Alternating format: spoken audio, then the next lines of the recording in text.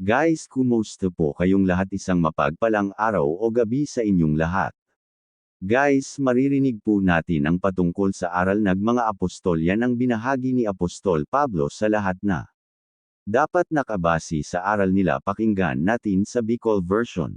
Galatia Kapitulo 1 versikulo 6 hanggang 16. Nagngangalas ako na madali kamong nagbaliw sa ibang marahay na bareta hail sa saro na nag-ipod sendo hulikon biyaya ni Kristo.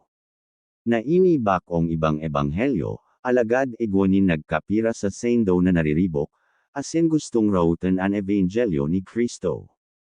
Alagad maski kami, o sarong anghel hail sa langit, maghulit sendo nin Aaron man na marahay na bareta na lane sa ipinaghuhulit mi sendo, dainindo yan pag-isipan.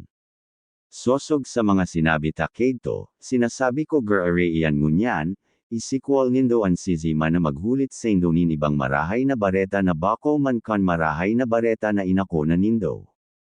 Hulita ako daw ngunyan nagkokombensir sa mga tao o sa Diyos. O naghihinguha akong paugmahon ang mga tao. Kunbot kong paugmahon ang mga tao, day ako majay jin oripan ni Kristo.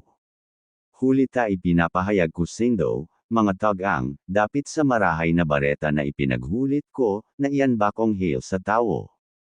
Hulita day ko iyan inako hail sa tao, ni itinukdo sa sako, kundi inako ko iyan huli sa taterema ni Jesu Kristo.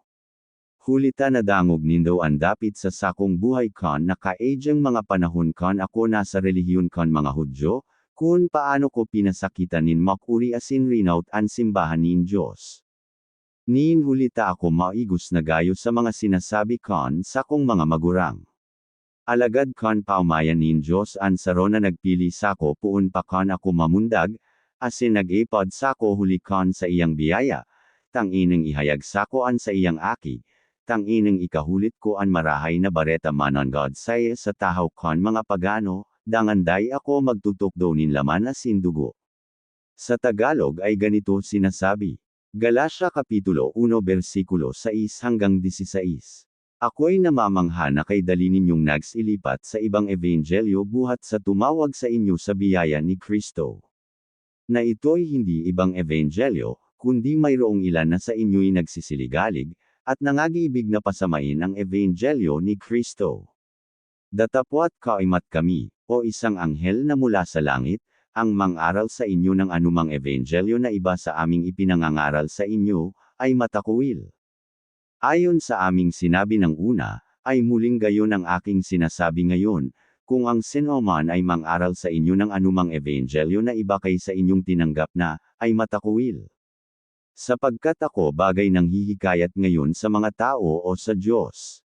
O ako bagay nagsisikap na magbigay lugod sa mga tao. Kung ako'y magbibigay lugod pa sa mga tao, ay hindi ako magiging alipin ni Kristo.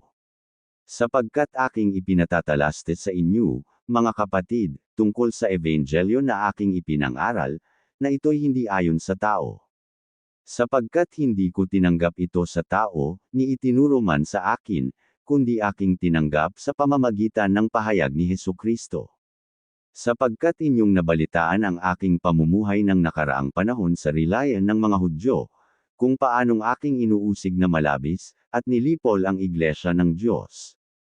At ako'y nangunguna sa rilayan ng mga Hudyo ng higit kaysa marami sa aking mga kasinggulang sa aking mga kababayan, palibhasa'y totoong masikap ako sa mga salit-saling sabi ng aking mga magulang.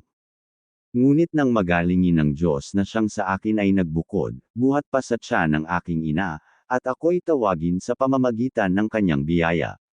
Naihayag ang kanyang anak sa akin, upang siya'y aking ipangaral sa gitna ng mga gentil, pagkarakay hindi ako sumangguni sa laman at sa dugo.